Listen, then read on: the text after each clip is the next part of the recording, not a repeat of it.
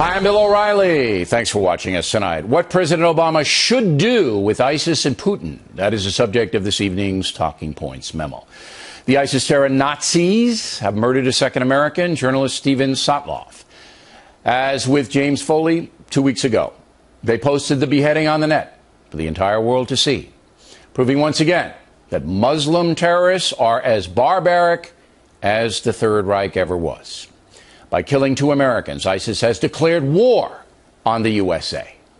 So President Obama and Congress should declare war on them and other Muslim terror groups. America has declared war 11 times in its history, the last being World War II. Congress must pass the war resolution. The president must then sign it. So let's get going, people. If President Obama does not formally declare war on Muslim terrorism, he's doing all Americans a great disservice. We need to send a powerful message to the world and stop the nonsense. You simply cannot have a group of people murdering Americans for political reasons. That is an act of war, period. One caveat. Once war is declared, you fight it smart. No need to occupy countries as we did in Iraq and Afghanistan. You hit the terrorists in all kinds of ways. The declaration just means the world knows we mean business. Talking Points hopes President Obama will stop his confused posture, his stammering, stuttering. His statement last week that he still does not have a strategy to combat ISIS speaks for itself. An ISIS strategy should have been in place months ago. There's no question that Mr. Obama does not want to wage war. He wants to punt, to deflect the attack on Americans onto the international community. We know that if we are joined by the international community, we can continue to shrink ISIL's sphere of influence, its effectiveness, its financing, its military capabilities, to the point where it is a manageable problem.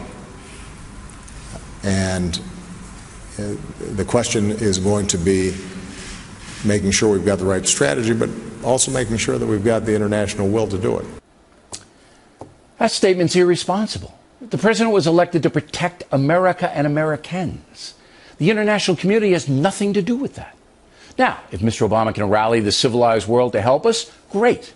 But you don't refuse to take protective action because places like Italy and India won't join in. It is long past time for all Americans to demand that their president protect them. It's that simple. Teddy Roosevelt's basic philosophy was speak softly and carry a big stick. With the Obama administration, we basically have speak incessantly and carry nothing. As a nation, we're united. And when people harm Americans, we don't retreat. We don't forget. We take care of those who are grieving. And when that's finished, they should know we will follow them to the gates of hell until they are brought to justice. Because hell is where they will reside. Hell is where they will reside. Well, I'm sure that has ISIS quaking. Despite the dangerous chaos overseas, some on the left continue to give the president cover. New York Times columnist Thomas Friedman, usually a level-headed guy, wrote today that ISIS is not a threat to the American homeland. Amazing. What is Mr. Friedman talking about? These people have sworn to kill Americans anywhere in the world. Is that not a threat? Friedman also says that President Obama should not overreact, and that's the liberal line, that President Bush overreacted in Iraq and hurt the nation. The other liberal line is we can't antagonize the terrorists. Every time there's a drone strike, that's the best recruiting tool for al-Qaeda. This guarantees the cycle of violence will go on. Every time we kill the number one person, there's another number one person. You're creating more terrorists.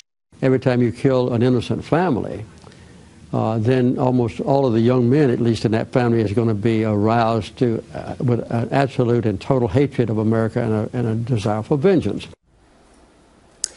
Now, all Americans should absolutely understand 2 things. Number 1, Muslim terrorism preaches that murdering Americans is good.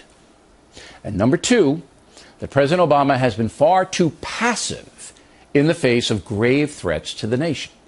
And that brings us to the Russian villain Putin. His troops have now invaded Ukraine.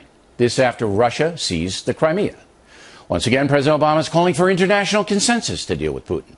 Once again, the president is not leading the effort to stop the Russian tyrant. He's waiting, taking meetings, considering. It's worth noting that 75 years ago this week, Adolf Hitler invaded Poland, starting World War II. Putin is using the Hitler playbook, moving his forces into weaker countries to seize territory. Hitler knew Europe was weak. He knew he could do pretty much whatever he wanted to do. Putin realizes the same thing. Europe's weak. And President Obama has no stomach for confrontation. Talking Points understands you can't confront Russia militarily over Ukraine, but you can certainly arm the Ukrainians, and Mr. Obama refuses to do that. Also, the USA should begin moving missiles into NATO countries as a warning. And finally, as Talking Points said months ago, the American banking system should refuse to accept any credit card receipts from Russia. That would break the Russian economy. When you think about it, President Obama seems to be intimidated by Putin. Mr. Obama also seems to be confused about how international terrorism can destabilize the entire world. It's obvious the president has not thought these things through, has no strategy to confront them, and is putting America in danger. Or am I wrong? And that's a memo.